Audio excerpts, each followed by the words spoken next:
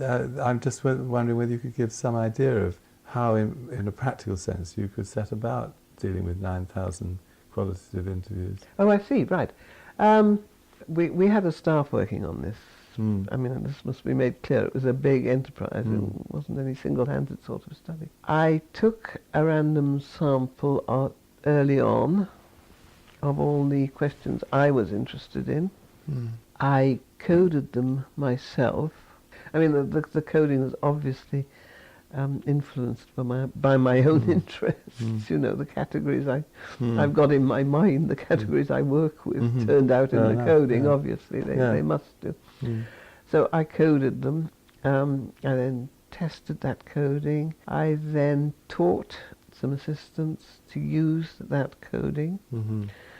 The assistants and I then coded all 9,000 sets of data, all these questions, so that we got a quantitative coded set of data on the answers to all the questions that, not the questions the survey had asked, but the questions I was asking of the data, like how do people think in different contexts, blah, blah, blah.